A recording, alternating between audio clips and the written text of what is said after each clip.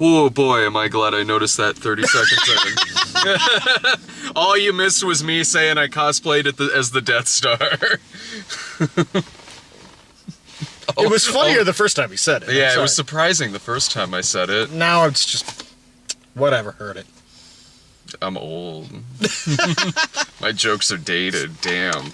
Anyway, we got out of Star Wars Rogue One. And it's perfectly fine. No, I would go as far to say a good movie. An excellent science fiction adventure movie. A great Star Wars movie?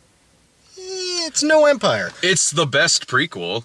It is easily the best prequel. It is easily the best prequel. When we were in the bathroom when we were in the bathroom after the movie, I heard someone behind me go, I don't know, I think that was the worst one ever. And I turned around, and it was like a 15-year-old kid, and I'm like, that's why. Okay. You're an idiot. Okay, it's like I have several issues with this movie. I do not think it's one of the best Star Wars movies.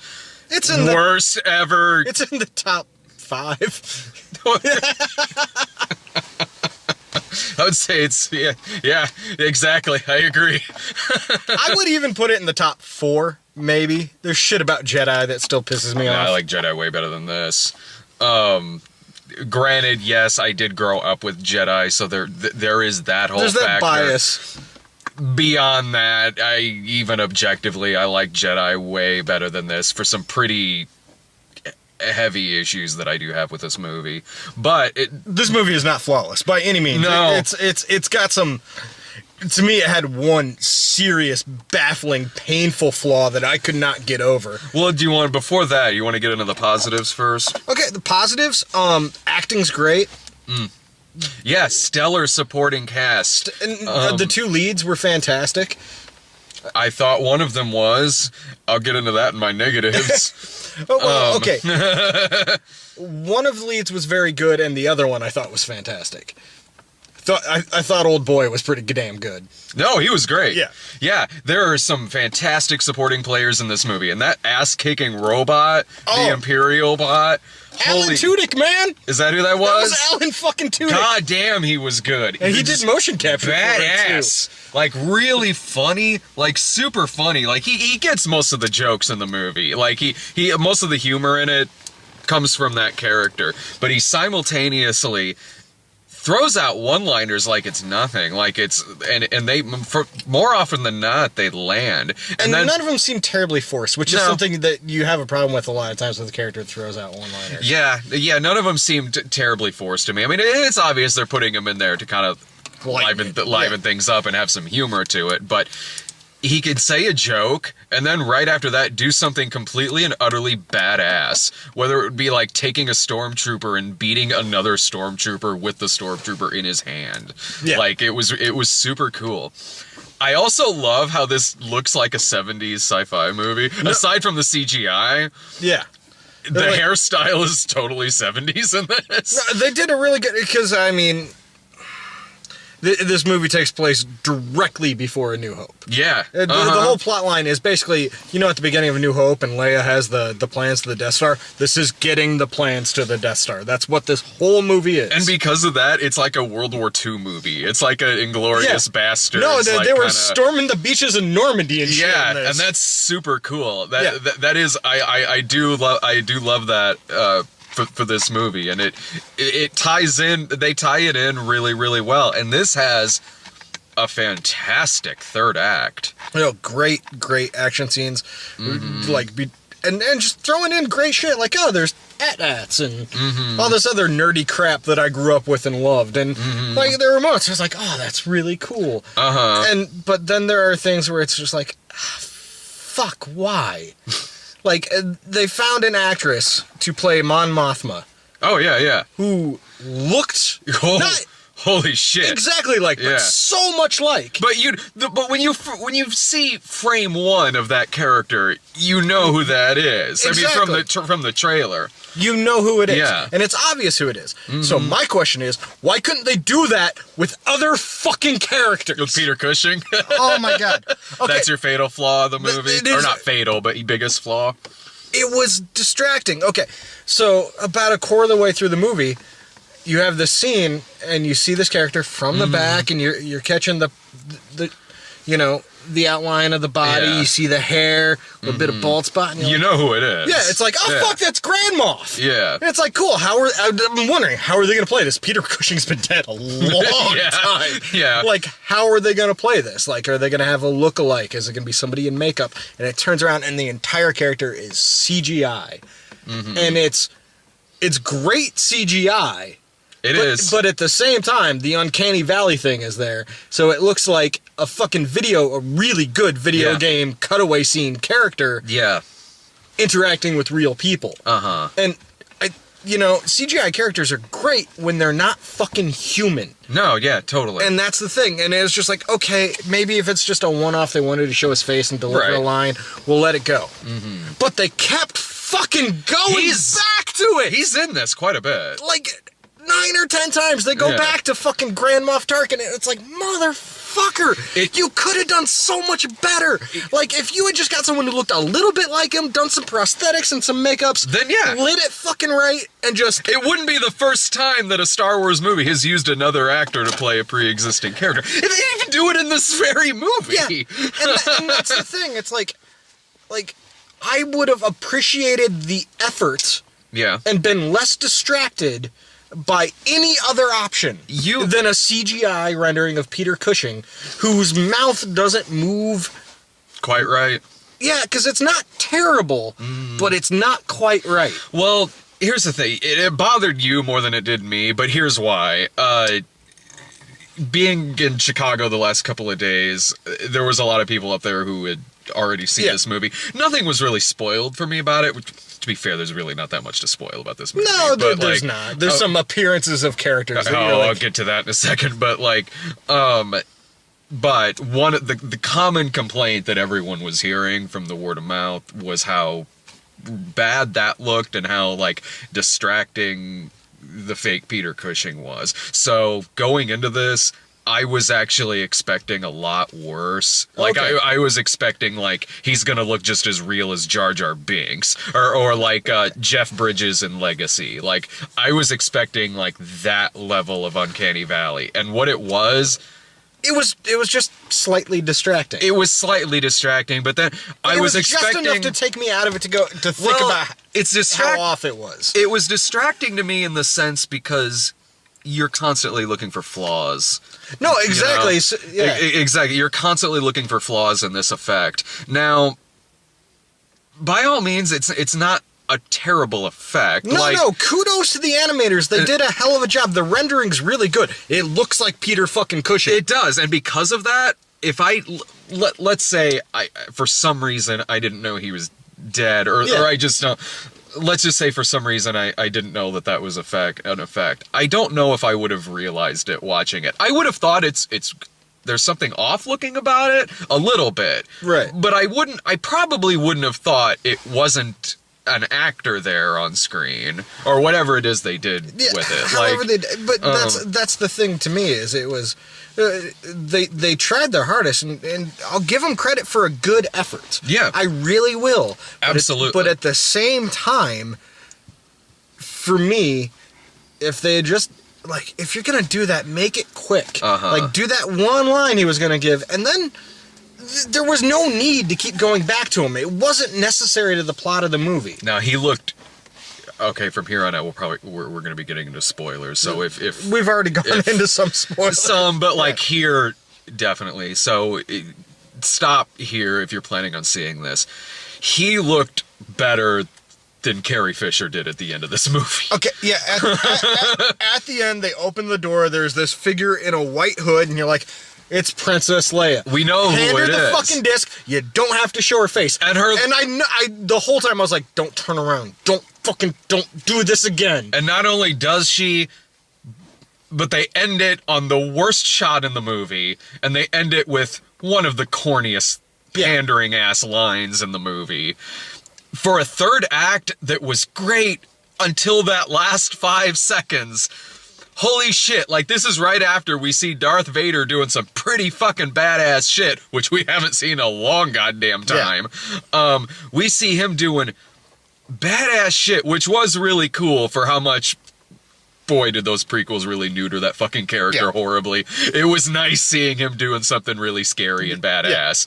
So, and anyway, and also we have that scene of the two main characters on the beach at the end, which is gorgeous, which was a gorgeous, haunting, chilling shot in the movie. And then it ends in this awful Princess Leia thing with this horribly corny line that was part of an issue I have with this movie. There was a couple real cornball fan service lines that it was like, oh, fuck you, man, we've seen the movies. You know, that shit wasn't necessary. Like, The Force Awakens had fan service. It did, but it was part of the plot. It was or even the stuff that was like straight up fan service was at least like fun. Like Han Solo finally shooting Chewie's fucking bow. At least it was fun. At least it was, and at least it was like, okay, why wouldn't that happen in this scene? I can buy that this is happening in this scene. In this, I don't need characters saying other characters' catchphrases. Yeah. I didn't need C-3PO or R2-D2 showing up to say one thing. Completely unnecessary. Like, that took me out, too, because and people in the audience were into it, and I was like, but why is it there? Because it's a midnight screening. Like, No. I've done this rant before, I'm sure. When you're at a movie, and the movie ends, don't fucking applaud, because nobody who worked on that movie is in the theater with you unless you're at the premiere. If you're at the premiere, fucking applaud. Even if it's bad, applaud. Be nice. I know it's people just like showing their joy. It is, and this is. It's not like we're one of those things that annoys me. It's not like we're seeing this on a Saturday afternoon matinee. It is a pre-screening. No. There are people there dressed in costume. Of course, there's going to be applause at the end of it. I will say, as opposed to every Star Wars movie that I've seen at a premiere, the audience we were with at least kept their fucking mouth shut during the movie. Absolutely, they did. Yeah. I remember, this was a long time ago, but it was the second prequel. Oh, yeah. And I was at it, I think, with my mother. And when Yoda pulled out his lightsaber, the entire audience in the theater cheered for like 5 minutes. And I was sitting there going, I came here to watch the fucking movie. Shut up. I saw that on the midnight screenings, and when that happened, I didn't know what to get more mad at. The fact that the movie did that, or the fact it was getting applause. Fuck. I'm so angry. I was just sitting there like, I kind of just want this movie to end. Fuck. Well, and that's what the prequels were good at, was just me wanting them to end. just destroying the mystique of something that was special because it had mystique. Yeah. You know? And this movie doesn't ruin any kind of mystique. No, it doesn't. It just it feels like a natural. No, it does. Like the prequel should have been this. Yeah. Oh God, yeah. Like if this had come out, like when the prequels came out, I would have been just like, fuck yeah, keep making more, George. Yeah, keep doing it, man. Keep doing it. Oh, the part where like Ponda Baba shows up with the other character, you know, he doesn't like you, I don't like you. When those two showed up, okay, I how the fuck did they? Because the progression of this movie, it's like, okay, it's cool to see those characters. It wasn't for me. I was like, come on, don't do that. That was another part where I was like, I don't need that there. That's the kind of fan service I'm not that cool with. Sure, sometimes it can be integrated fine, and a quick thing like that can be integrated fine into something. Like, yeah, I'm sure I can think of an example where something like that has worked fine. In this particular case, no, I didn't need that. You know, if they had been on Tatooine, I'd have been like, hey, that was fun. Were they not on Tatooine? No. Oh. They were on another planet that later that day got blown up by the Death Star. So how did those characters make it to fucking Tatooine when the Empire blew that fucking planet to shit? They're the Empire's version of R2 and C-3PO. They're giving evil plans to somebody else. Now, okay, if that spins off into something about those two, like, okay, well, I guess he set it up perfectly fine in this film. I did like seeing Oh, sorry. What were you gonna say? It's like that would be a fun like buddy scumbag movie. Yeah, you know what? I'd be like, all right. Well, I guess one of them you can't understand. yeah, I guess that little fan service thing there was all right. Then you kind of set it up for it. You got me. Movie. That one didn't bother me as much as like the R2D2 and C3PO one, because that one was just out of fucking nowhere. And like the other one that fucking killed me, like I was excited at first. Fucking Jimmy Smits is in this movie. Yeah, I had no problem with that. And that was great, because it actually tied things in nicely to, sadly, the prequels. Sure, yeah. But it tied things in nicely, and I'll give him credit for doing that. Yeah. But he has a line where they're like, entrust this information to someone. And he's like, oh, yes, I trust her with my life. It's like, dude, no, don't do that. Like, and don't say that. Like, with that shit-eating grin, you know that was the one line Jimmy Smits is like, fuck it, I'm just phoning it in. Phoning it in. I got a couple lines. I'll do what I can, and then Yeah. I'll get back to the set of, is he on any show now? I love Jimmy Smits. I do, too. He's great. Yeah, Jimmy Smits is awesome. Like, I see Jimmy Smits in anything, I smile for a second. I'm like, fuck Yeah. Jimmy Smits. Fuck yeah, that season of Dexter he was on, he was great. Oh, the last couple seasons of West Wing. Yeah, NYPD Blue. Yeah. Fucking love Jimmy Smits. Smits is great. No, it was cool seeing him pop up in this, but yeah, I kind of thought that too. What you just said, but a huge issue that I have with this movie, I really didn't give a fuck about Felicity Jones, not even a little bit. I thought she was nothing. I thought she was wooden. I thought there was nothing interesting about this character, like at all. There was no humor. There was no charisma. There was no charm. There was no intimidation. There was no badassness, no coolness, nothing. And I don't need all of those things, but I need one of those things. I didn't think she was bad by any means. She's too wooden to be bad in this film. I didn't even think she was wooden. Oh, God. I just... It was a nothing. There was nothing about that character. No, there really wasn't. It was one of those. It was an ensemble movie where like a couple of the supporting characters, like the two Asian fellas, who were great, Yeah. but they were ridiculous, and that's what made them great. Like, Yeah. like let's throw in a fucking blind Japanese warrior. Yeah, And yeah, and that's the thing, because like, and those characters that could easily be cliched as fuck, but those Sure. actors made them interesting. And yeah, like, and every character in this movie was interesting, but her. She is literally upstaged by everything she acts opposite against in this movie. And I can see where you're coming from with that, and I think it's mostly because everything she acts against in this movie was really good. It's not that there is nothing to this character, even if this character was just its own thing. Look, compare With movies. this character's backstory, I do think they needed an actor that could emote a Exactly. little bit more, because Something. this character had a couple moments where like some serious emotion really would have been great. Yeah. And like I don't think she's a bad actress. No, she's not a bad actress I wasn't at all. upset by the performance, and I didn't think about that watching the movie, but now that you've mentioned it, yeah, she was a little stiff. Yeah, I was thinking about that constantly, because that was the one thing that was not pulling me into the first 2/3 of this movie. If there was something there, a character, like I could have been pulled into Because- everything that's going Because on. there's like a scene where, like, by all means, that character should be righteously angry. Righteously angry, or some. But she's just kind of schoolmarm lecturing, you know? Yeah, that. And even in the action scenes she has, every other character has action scenes a million times better than hers, Yeah. a million times more badass. And think about every movie that's like this, every World War II movie that's kind of like this. Nearly every single one of them that you can think of has a lead character in an ensemble cast that's a million times better than this character. No, yeah, it's yeah, you're right. She kind of was the weak link in the acting. I don't once again, I don't think she was terrible. No, But- she wasn't. But She when wasn't you compare terrible. her to some of but- the other performances in it, where you have, I don't even know the guy's name, but the guy who was the captain was fucking charismatic as holy shit. Yeah, he is great. And I was like, I knew going in, I was like, okay, based on where this movie's going and what they're doing, everyone's gonna die. And I that's one thing I love about this movie. Everyone fucking yes. dies. They went for it in terms of Yeah. that.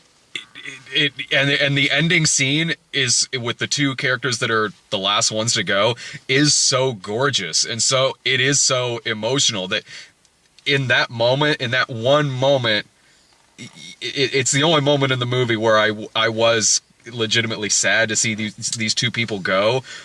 Largely just because of the filmmaking. Yeah. Not so much that, oh man, she's not going to be in any more of these. It was gorgeous filmmaking. Yeah. And the other dude was so good here. Yeah. And then she's got scenes with fucking Alan Tudyk is this amazing robot character. Yeah. And Donnie Yen? I think. Yeah. The blind guy? Donnie Yen. He was great in the movie. Yeah. I might have that name wrong, and I apologize. I am so physically and emotionally tired right now. Why? Stay at home, Dad! I've seen Mr. Mom. Your life should be hilarious. Today, my daughter pooped so hard, it came out of the diaper, up the back, to her shoulder blades. That was me. While I was hungover. holding her on my chest. So she shat between us. Yeah, well, you can blame her all you want, but I paid her $20 to do that. Takes after her daddy.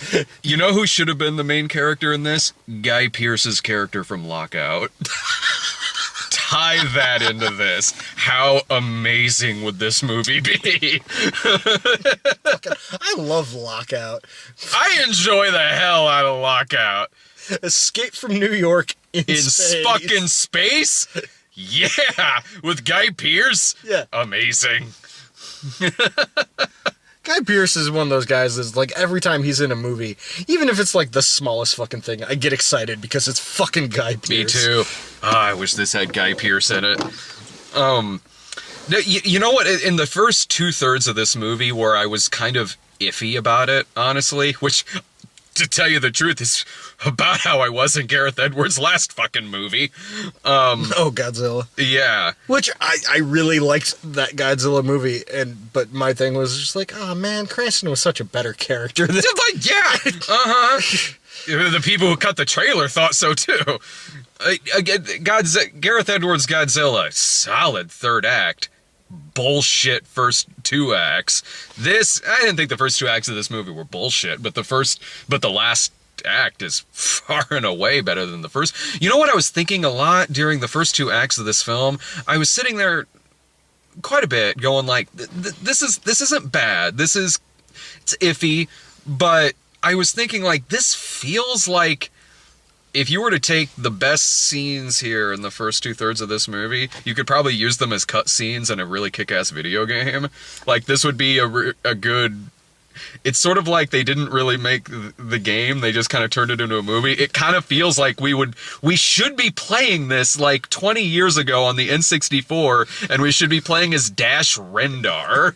Like, Dash Rendar. You know? I kind of want to see that movie. Make Shadows of the Empire.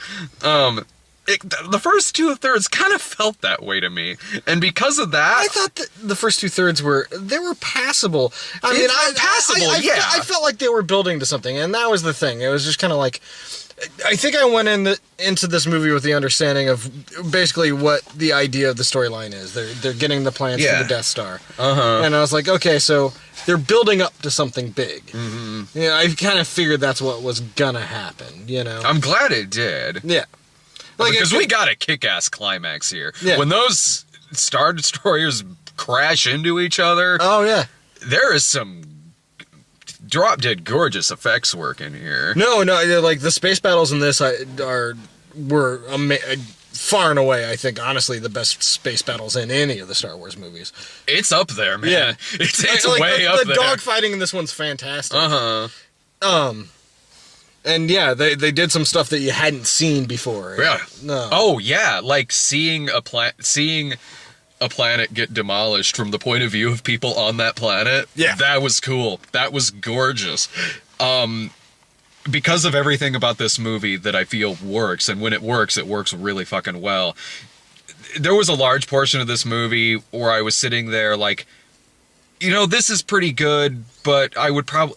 if I was at home watching this, I'd feel perfectly fine. And there was a point where I was like, I think I'm kind of just recommending this as a rental. But then when it really was kicking in and got to these moments that I thought truly were great in this film, it bumped it up for me to say, like, this is at the least worth a matinee screening for this movie. I would say go see it. Pay Well, full price and go see it. Because for me... I mean, for me, I'm mainly talking for me. Like, look, this is a critic-proof movie. You've already made up your mind whether you're going to pay full price to see this or not. And you know what? Go for it. Fine. There's nothing wrong with paying full price to go see this movie. For me, personally, what I loved about this movie mixed in with what I really didn't like about it and what I thought were kind of misses about the movie, I think it's an absolutely really solid matinee flick. Yeah, and my thing is I'm torn between, you know, the absolute utter fucking geek that I am. Yeah. and the point where we're at in doing these reviews from like, you know, 3 years ago, I feel like I was probably a lot more lenient on everything. But now I feel like it's the job is to be critical. So, like, even if I like something, I'm looking for flaws. Yeah. Just so I have something to talk about. You know? I don't know if I mean, I do that when I'm writing for the snob, of course, but like... there's sometimes I just get lost in shit and enjoy the fuck out of it. Yeah. Like, you know, we've watched some terribly flawed movies that I've been like, I'm done looking for flaws because I'm fucking in. Yeah, and like, that's... Best Man Holiday. Oh, hell yeah. Was terrible. That movie was objectively fucking terrible. I would watch that again tonight. Yeah. That's how me and Brian are whenever we go see shit like When the Bow Breaks. Yeah. Like, you know what, when I'm probably more lenient now than I used to. I feel like I'm much less lenient now. I think I'm more lenient now, even though I've really always been, like... I just want to go to the movies and have a good time. Like, I don't really go in a lot, like, just with, like, a critic helmet on or anything like that. Sometimes I do, of course. Everyone does sometimes. But, like, usually it's just sort of like I want to enjoy myself here. Well, and I think the thing is that for me, the critic helmet comes on more when it's something that I'm inclined to really like. Oh, no, that's true. Yeah, you know, when it's something like Star Wars. Yeah. I'm watching the Star Wars movies since I was a kid. I collected the action figures. I read a bunch of comic books and shit. Like, well, that's just having standards, you know. That's having good standards. Yeah. That's what you should. You should have good standards when you go see something, especially something that's like this, something that we grew up watching ever since we were kids. But I think I'm a little more lenient now in the sense that we do, or at least, well, you go see more movies now than you used to a few years ago, theatrically. I certainly do. I'm at like 3 some movies a week, so I maybe there are times when I'm a little more lenient because I've seen like the 50 Shades of Blacks, all of that, and you too with the religious movies and shit like that, which is Medea and Tyler Perry yeah, and some of the like half the movies we're gonna see next month, like yeah, and that's and part of me like it makes me appreciate it when I see something good more. It does me too. And when something's overwhelmingly good and has a few flaws, I'm really willing to overlook those few flaws and enjoy the fuck out of something really good. Yeah. Well, it's, you know, like if I hadn't seen 20 terrible movies already before we saw it, like something like, you know, Neon Demon, I might have found a lot more flaws in. Maybe. I enjoyed that movie so fucking much. That movie is totally my cup of tea, so I probably still would have loved it anyway. Well, it was kind of mine too, you know, because it was just enough exploitation into the artness. Yeah, I was like, this is like it was great. Brad's like milieus just combined. Hell yeah. Our interests were scissoring during that movie. Right there in front of the film, and Keanu Reeves was filming it. Yeah. His shady ass character in that movie. But for this movie, like, I will say the geek in me took over for a lot of it and was willing to overlook a lot of the weak points because I was honestly enjoying the movie. Yeah. I was honestly enjoying the movie. And you're right, the lead actress was a little weak, but at the same time, everything else that was happening around her for the most part, And that's true. I was really into, so I was willing. It didn't really register at the time.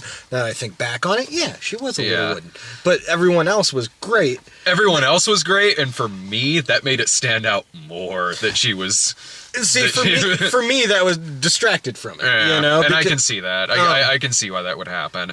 But I mean, us seeing so many movies, like what you said a second ago, it does make you appreciate hardcore when we get like the Hell or High Waters and the things like that, and Moonlight. And, and Moonlight was. I know we reviewed that the other week. Yeah. I've been thinking about that movie for a week, and it's just like, fuck, that was a really good movie. damn good. Like, and it had flaws too. Sure. Yeah, but at the same point, it's like that's one of those movies that people are gonna like teach about. I feel that way about, because a day or two ago I saw La La Land, easily one of the best movies I've seen this year.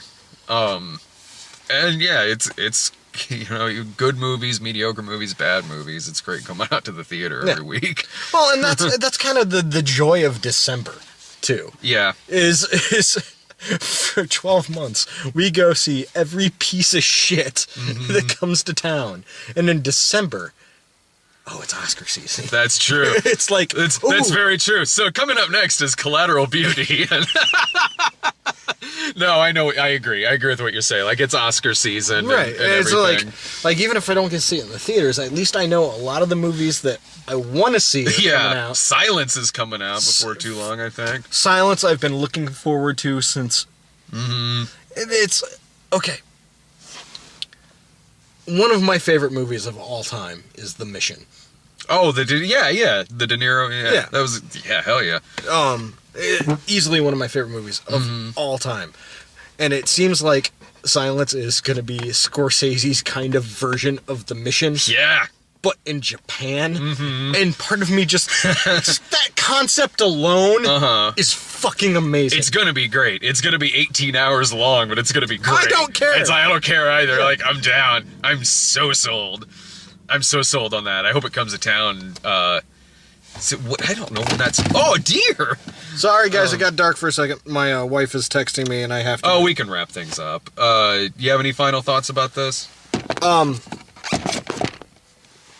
Yeah, it's good. Go see it. Yeah, it's good. Go ahead. Sorry.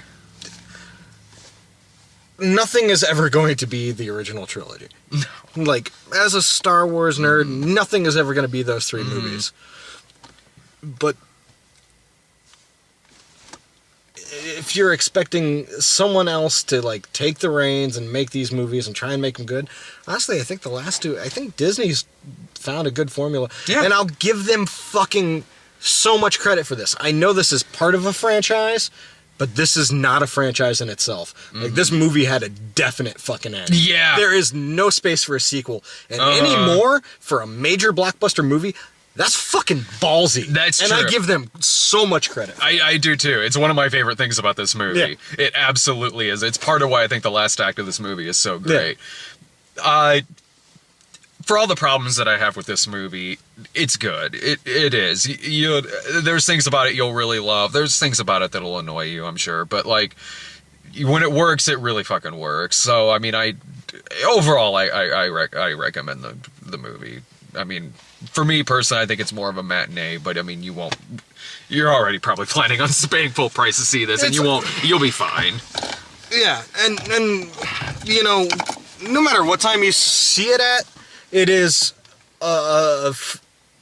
it's a Star Wars movie. It's an epic movie with space battles and a big score. And, you know, see it on the big screen. Yeah. Because shit like this is what we still have theaters. Yeah, exactly. Exactly. Yeah, check it out in the theater. Coming up tomorrow, Sarah and I are seeing Collateral Beauty. I honestly can't wait. My poor fucking wife. My poor put upon wife. See ya.